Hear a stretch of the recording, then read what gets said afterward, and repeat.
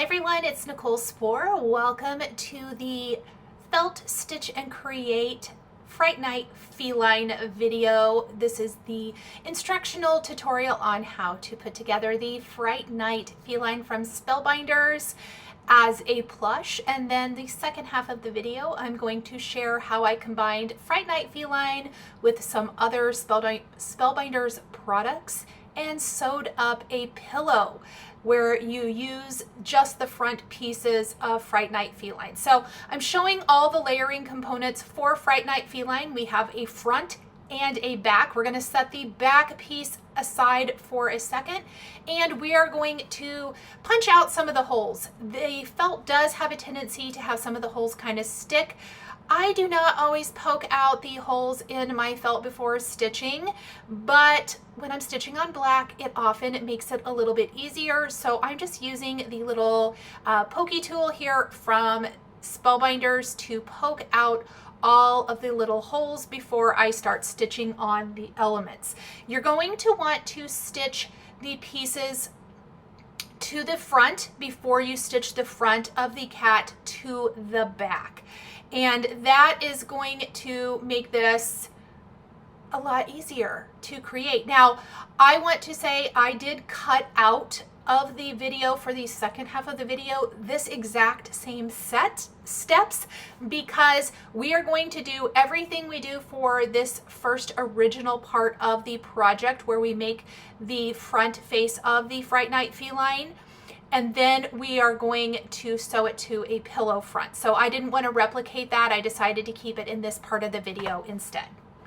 So this adorable little feline is the perfect little black cat for Halloween. I love how this turned out, and the whimsical fun nature of it is just so stinking cute.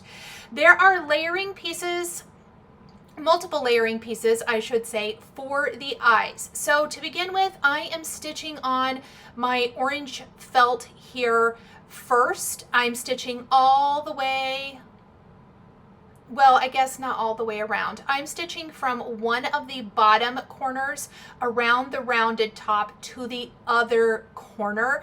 I decided not to do the bottom because we are going to layer the triangle piece on top after we have the base piece stitched on, and we're going to stitch that in place, and that will go through those bottom stitching holes. If you want to save yourself a little time, a little thread, you're not going to see it, so just stitch the little rounded part of this instead. So I'm going to do this for both of the eyes. Then we're going to take the inside of the cat's ears and the nose. I also have these from some orange. You can play with it. You can do yellows, you can do whites, whatever you want to do here. I am going to go ahead and stitch the nose in place. For all of my felt stitching, I generally use, I think I'm using 2 strands of DMC embroidery floss here, 2 to 3. It really depends on the look that you like. You can use more. It is completely a personal preference. Wherever I start, I go up and down every other stitching hole, and when I get back to where I started, I reverse, and that is what fills in all of those missing stitches. I do not do a traditional back stitch with my felt stitching. This is especially important when you stitch 2 halves together, as if you do a traditional back stitch, you're going to end up with some long wonky stitches on the back of your felt plush piece. Because of that, I have just kind of learned with my felt stitching that I do more of this running stitch type of stitch. While we have our orange embroidery floss out, I did really try to do all of my orange pieces first. So we are going to do the insides of the ears for the cat before we layer on eyes or do the mouth. Both the mouth and the pupils for the eyes are going to be back stitched in 310 DMC. It's a black, and I just try to stitch everything I can with one color of floss really before I change that up. The only thing on the cat that there are not stitching holes for, and I want to make sure and mention this, is the whiskers. I chose to add whiskers to my cats by using some embroidery floss and just stitching right through with some white embroidery floss, and I will be showing that in the video. You can choose to do that or not. It's completely up to you. So you definitely want to use a sharp tip needle. I prefer these number 5 sharp tip needles from Tulip, and I have those linked down below if you're interested. When stitching through the pre-die cut holes, you don't necessarily need a sharp needle, but if you're going to stitch through any part of the felt that doesn't have stitching holes, you definitely are going to want those. And there's always those times where you will have those steps in a project for the most part. I guess not for Fright Night Feline if you stitch it just as is, but if you stitch on the whiskers, you are going to want a sharp tip needle.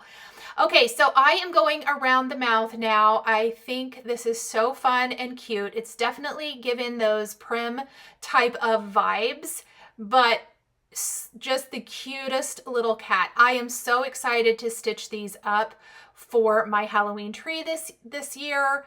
I want to make more of these. I think they would make a cute banner if you wanted to string several of them together on a banner, or even alternate with the other Halloween felt stitch and create dies. Have fun with it, make it yours, and I can't wait to see what everybody creates with all of the things. The charming witch hat would also be cute perched on the cat's head for just another option. Now, when I get the mouth stitched in place, there are little lines in between the outline, and we do want to stitch those. They do not go all the way to the top and the bottom. So instead, they're going to be short little lines in between, and I'll show you those as I come back around and stitch the rest of the cat's mouth. I really wanted to make sure you get to see all the steps in creating the Fright Night Feline, as well as any of the other sets from the Halloween Felt Stitch and Create release. So I have outlined the mouth now, and I am adding in all of the little teeth for the little spooky smile here for our Fright Night Feline. And you can drag or carry your floss, travel with your floss, if you will. I think I cut mine in a couple of places because I didn't really start at one end or the other. For some reason, I started smack dab in the middle, which doesn't seem the smartest. In fact, I just trimmed off that. No, I'm going to snip it both. We're going to do a nice little clean back, I guess, of my Fright Night Feline this time. But there's only a couple stitches for each of the teeth. And again, we're just going to fill each of these in before we start sewing on the eyes. For the eyes, remember, we left the bottom unstitched. So when we layer on the triangle for the layering piece for the eyes, we will stitch all the way around, catching that bottom row of open stitching holes and filling it in. This is what's going to make our Fright Night Feline come to life. Now, easy as that, we will have the eyes stitched in place, and it will be time to assemble the cat front to the cat back. When I do this, I have several options I like to use for stuffing, if you will. In the past, I have really loved using some thin quilt batting, die cutting it, cutting off that outer edge of stitching holes, and then sandwiching it between the two layers. For this release, have been using wool roving, and I am really loving how it works. Polyester fiber fill would also be fabulous. It's completely up to you what you want to use there, but I decided that I thought that the wool roving really stays put. It sticks a little bit more to whatever you put it in, and in this case to the wool felt. Now, I had originally thought I would stitch the cat's eyes in black floss, and I started, and you'll notice that I had started and then I ended up pulling it out. I decided to pull in a little white. I felt like the white would tie into the white of the mouth, and it would also create some nice highlights for these eyes. I really like how it looks. It is amazing to me with just a few small changes floss changes, felt color changes, how you can completely transform the look of certain dies or certain pieces. So definitely try out different things to see what you like best when stitching. I am going to stitch both of these eyes just like this. Oh, I love it. I feel like that kind of helps the face come to life. And again, it does pull some white into an area on the cat other than that mouth. So we will do the other eye just like this. And we are going to be ready to sew our cat together. For the whiskers, I grabbed just, I think maybe a couple of strands of floss. I'm going to knot the ends. And we are going to start near the nose. And I'm going to stitch out towards the outer edge. And I'm doing my center whisker first, and then I'm going to add the 2 whiskers to the side. This was one of those things I decided to add that I think helps just reinforce the super cute feline face. I did not like my stitch, so I did take my floss out of my needle, unthread it, and restitch it, and unfortunately restitch it a couple times because I was having a little bit of struggle bus issues getting my needle threaded. I think I switched to a thinner needle or something. I don't really know why, but anyhow, we're going to copy that then on the other side of the face. I just freehanded this. I did not draw the lines out ahead of time or anything like that. I just had fun with it, adding some cute little stitching, and then of course we'll knot that off on the back. Okay, now to sew the 2 halves of our cat together, we want to start in between the 2 layers of felt with our floss, because where we start and end, we want to start and end at the same place so that we can knot that and hide the knot between the 2 layers. I've also got a piece of black and white baker's twine knotted in the end because we are going to sandwich that at the top of the cat to make this an ornament. Wherever I start, if my floss is not long enough, I won't stitch all the way around. I try to make my stitching only long enough that I can start and stop in the same place. So if I just stitch, let's say, a third of the cat with the length of embroidery floss I have, I go up and down every other stitching hole, and then I come back and tie it off, and then I start again right next to where I had ended and stitch another length. This is just to help me not have such a super long length of embroidery floss. If you feel comfortable using a long length, you could cut something super long. Just know that you're going to be pulling that through those stitching holes, that whole length, every single stitch. But you can cut it super long, and you can likely go all the way around once and knot it. And then to fill in the extra stitches, you can cut another long length and go up and down every other one to finish it off. I have done it that way. I just choose not to most of the time anymore because I feel like it's a little bit easier. Now, one of the bummers about stitching this and showing the example on black felt, it's very hard to see on camera. It's hard to see those stitching holes, but I am stitching up and down every other stitch. So I will show a lot of it on camera, but I know that it's very hard to see the thread going through the stitching holes. So we'll skip a little bit of it, but I did want to show sandwiching my knotted baker's twine here at the top and then simply catching it in those stitches. That's going to ensure that the knotted end stays inside of the ornament, giving us a beautiful little hanger for our Fright Night feline.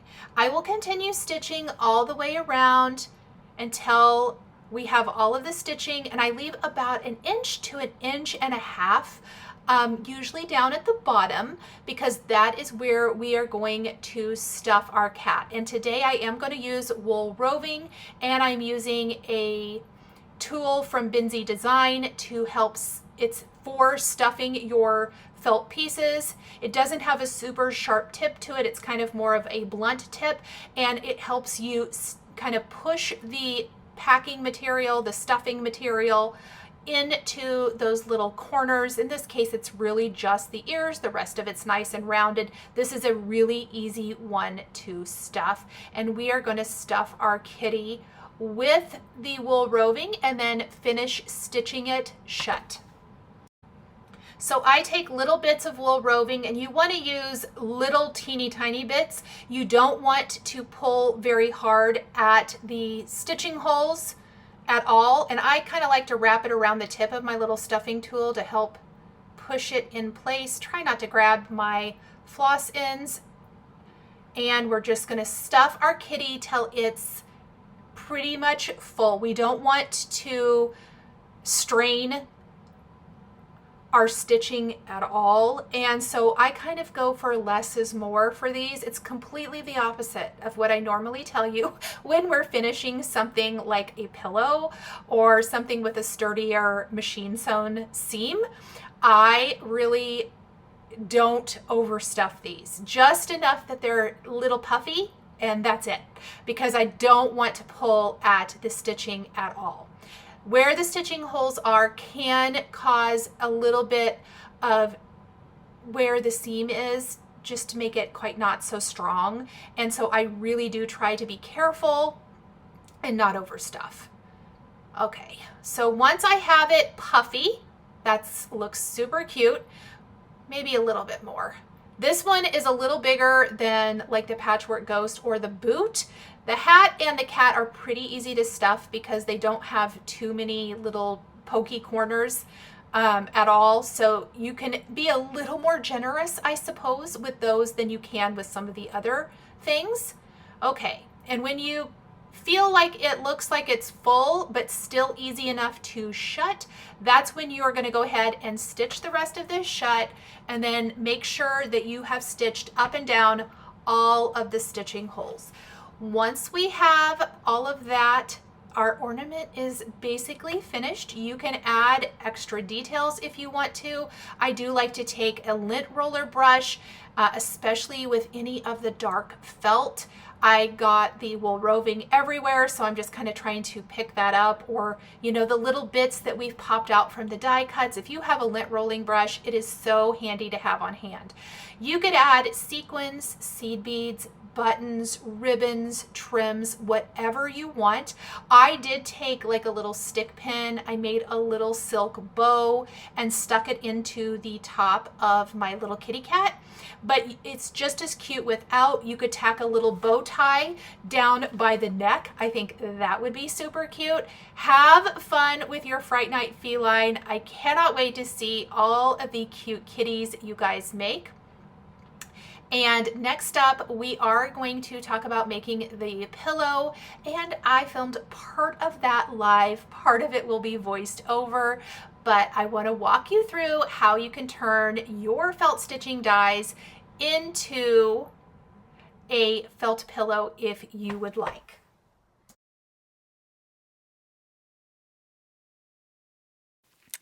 So I have my felt stitch and create dies here in this little craft stacks with a magnet, just for ease of use while I am making. And I have pre-die cut my cat pieces, and I have not stitched anything yet. Now, the only thing different that I've done this time than what you would do for a plush, this has the back solid piece, the front layering piece. I am only not using the back layering piece for this cat. I'm only going to use this one because we're going to stitch this flat and I don't need that backing piece. So otherwise, I've die cut all of my components. In addition, from our witch hat set, I have also die cut a moon and a star. We might need some additional things as we go, but we'll just see as we're working. And then I have this wonderful alphabet, part of the Pooh collection, the classic Pooh, I think.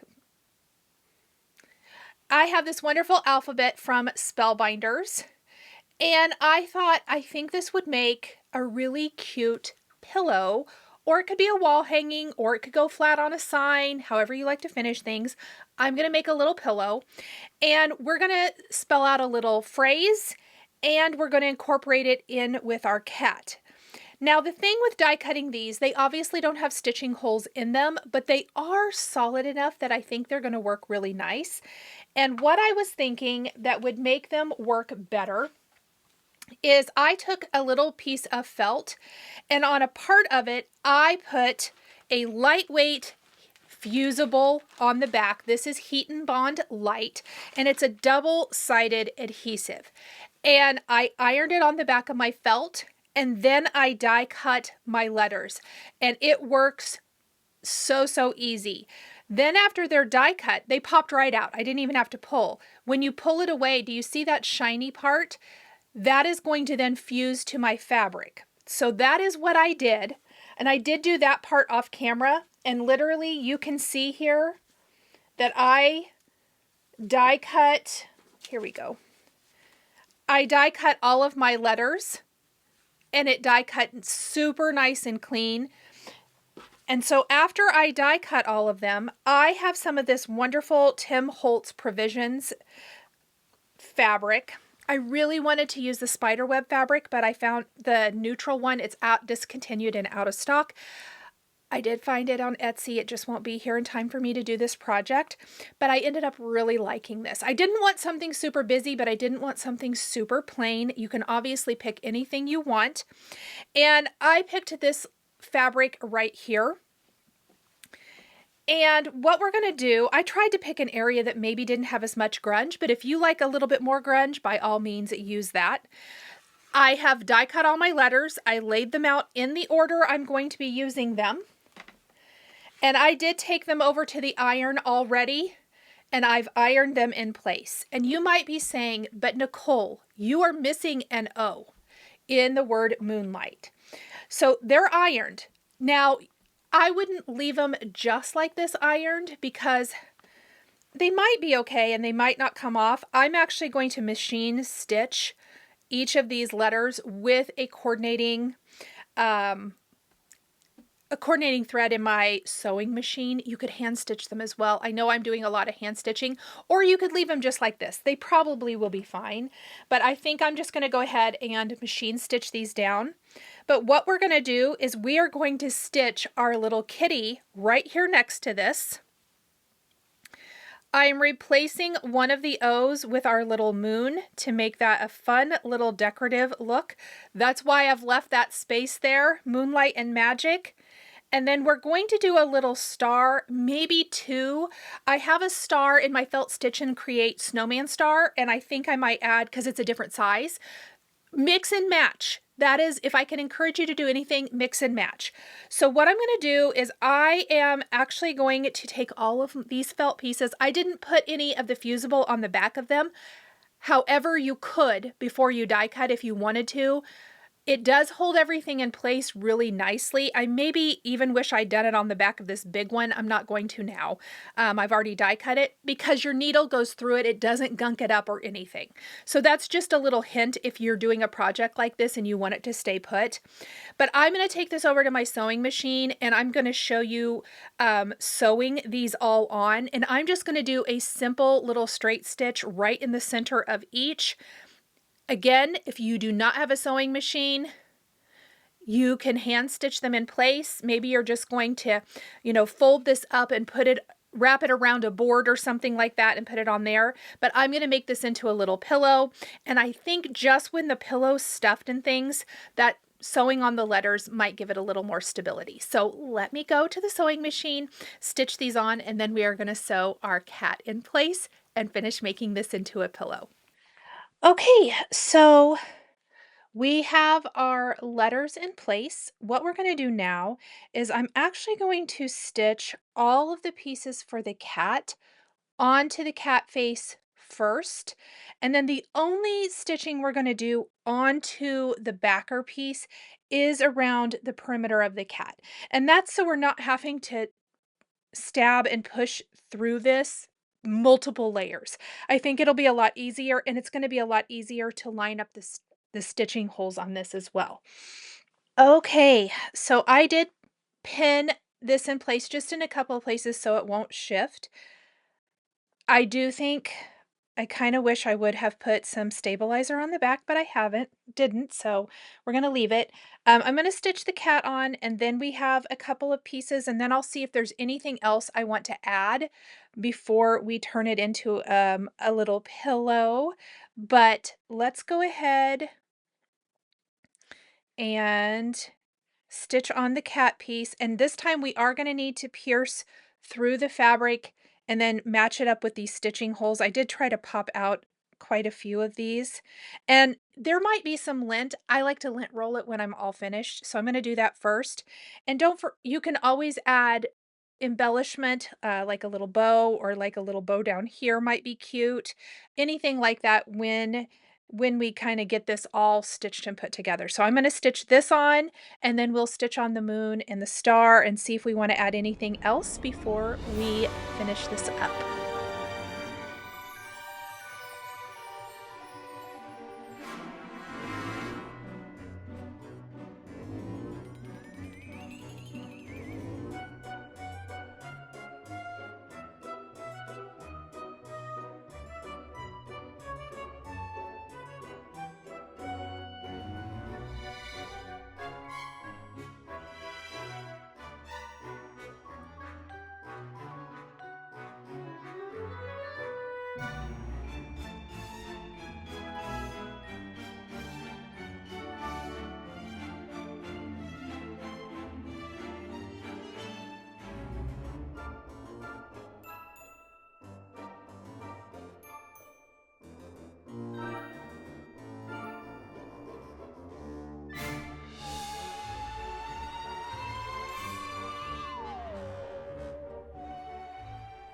Okay, so I think a little every other stitch looks really cute on this one.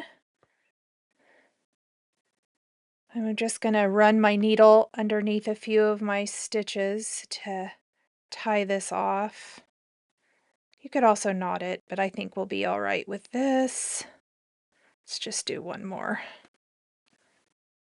All right, I am back. I am simply measuring out about 1 inch, I believe, from the furthest point of any of my felt pieces on this fabric. I had cut it quite a bit bigger. You can see I'm measuring out 1 inch. I want to get a nice rectangle here. I do not have an exact size for what I used.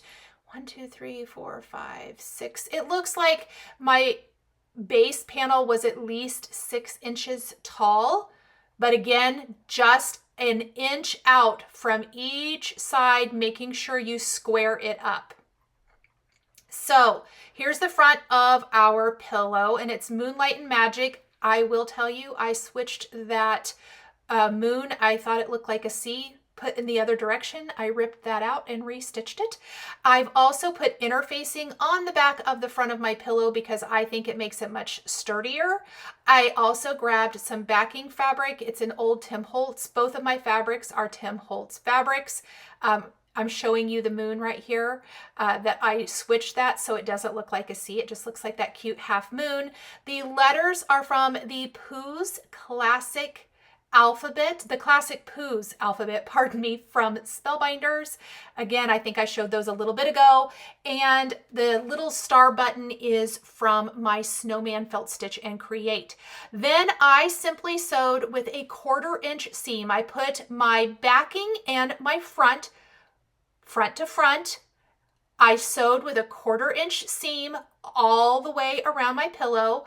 I trimmed the corners, and now in the back of my pillow, I cut an opening that I can then turn my pillow out. I will cover that opening with a label. I'll kind of Frankenstein stitch it. Frankenstein is the right term, especially for a Halloween project, isn't it? But I'll Frankenstein that shut by kind of doing a whip stitch to shut it, but then I'll cover it up with a label. You could cover it up with a felt patch, whatever you want to do, but be gentle turning this out because we have all of that felt stitched on here. We don't want to tug on it. I want to make sure I push the corners out really nice. and then I stuffed it with wool roving. This is not a super tiny pillow. It's not huge, but it's not super tiny. So it took a minute. I cut that out of the video, and I am doing my Frankenstein stitching now. Now remember how I told you when you're stuffing your felt ornaments, don't overstuff them, don't stuff them really firm. Exact opposite for this. This is the machine sewn pillow. We have reinforced the back of all of our fabric with some interfacing. I stuffed this really firm with wool roving, and then I'm simply stitching it together, that little seam in the back. This is my Frankenstein stitches. And then I love to use an iron-on label to cover this up. But like I said, if you want to cut a little fabric patch or a little felt patch or die cut something, you could very easily do that and hand stitch it on, whatever you like to do. So I'm just cleaning up the back of that. And where I cut my pillow, funny enough, not on purpose, I was able to it goes right along the design, so you don't see it that much. I have got a little bit of ribbon that I am going to make a bow for our Fright Night Feline. I'm going to use the 1.5 inch bow making tool from Chantal's 141 design and some silk ribbon from my shop. I will put the exact color and link down in the description below. Okay, after I've made my double loop bow, I'm going to slide it off the bow making tool, kind of fluff it out a little bit. I love the silk ribbon, that little tiny knot. It's going to be really easy to tack in place. And we're going to do it on one of the ears. You could also do it in the center, or you could make it more of a bow tie down below the neck if you leave enough room. On this particular pillow, I felt like there was more room on the head. So we're going to make it a little female feline, give her a little bow, and I am going to whip stitch this in place just using a little thin thread and a sharp needle and going around the center of the bow a couple of times just to secure that. It'll kind of disappear into the knot and that will secure it. No hot glue needed. Thank you guys so much for joining me today for the Fright Night Feline tutorial on how to make this into a plush ornament, as well as how to combine it with other dies from Spellbinders to make a fun pillow embellishment. I cannot wait to see what you guys do with Fright Night Feline. Thank you so much for joining me today. The supplies I used to create these projects are listed and linked below the video here on YouTube. Thanks for watching, and we'll see you next time.